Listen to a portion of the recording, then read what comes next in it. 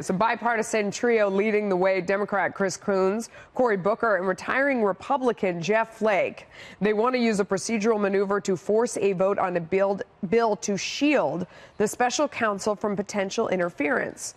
This move has failed once before, and it may fail again, as Senate Majority Leader Mitch McConnell says he'll block it. But Senator Chris Coons believes he has an advantage.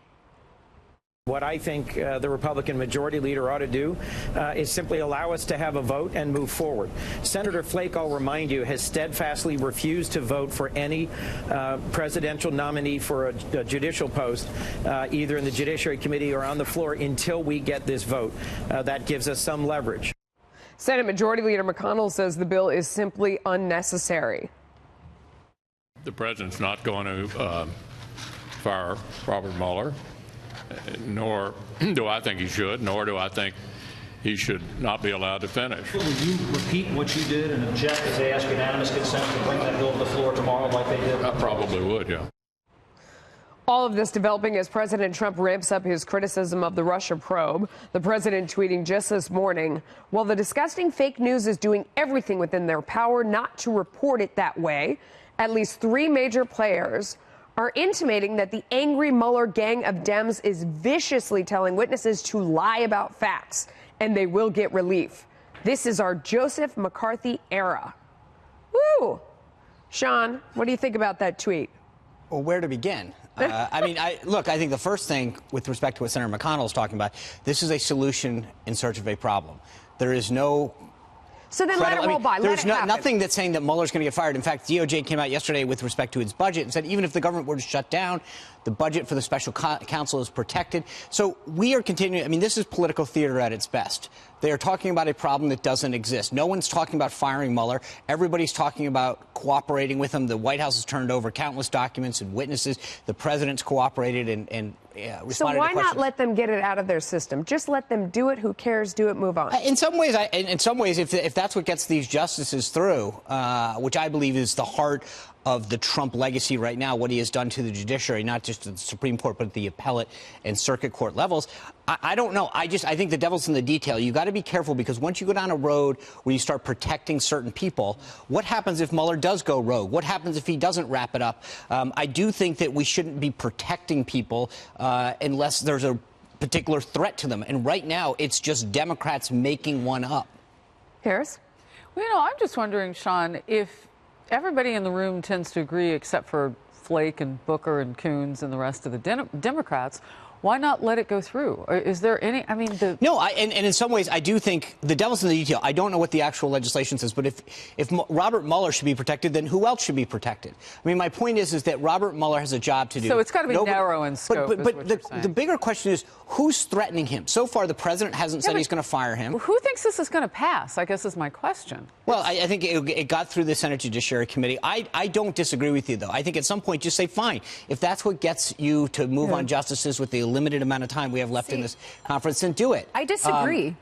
Why, Lisa? I disagree, because I think the special counsel already has too much authority and the scope is already too wide. So why give him further protection? Also, there's nothing to protect. President Trump literally just submitted the questions that Mueller sent him in his Well, that's right, but Rudy Giuliani has said 1.4 million pages of material, more than 30 witnesses that they provided to Mueller and his team. So what is there to protect? He has been an active participant in the investigation. This whole thing is ridiculous. And regarding the judges, Republicans just secured a 53 majority in the Senate next Congress. You can get whoever you want through next Congress. So whatever, don't appease people. That's my point, Flake. though, is that why are, but at some point you have a limited amount of time left in this Congress. And the question is the juice worth the squeeze? Are we going to get more out of allowing this to happen? I might have to borrow that. That is a good one. Yeah. Why are we're doing something...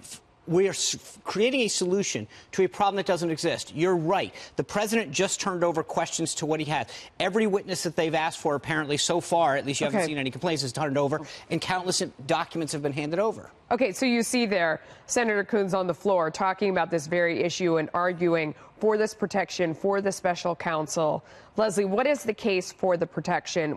You've heard everyone around you saying the president hasn't threatened to fire him anyway. Well, his tweets are pretty threatening all the time about what he, the amount of respect that he gives the special counsel. And in addition to that, you said there isn't a problem. The problem with the problem is once there is a problem, it's already done. A termination has already been issued. So this is something that has, I agree with you, Harris. Do they even have the votes? So let it go to a vote. You have to remember, I think they do have the votes.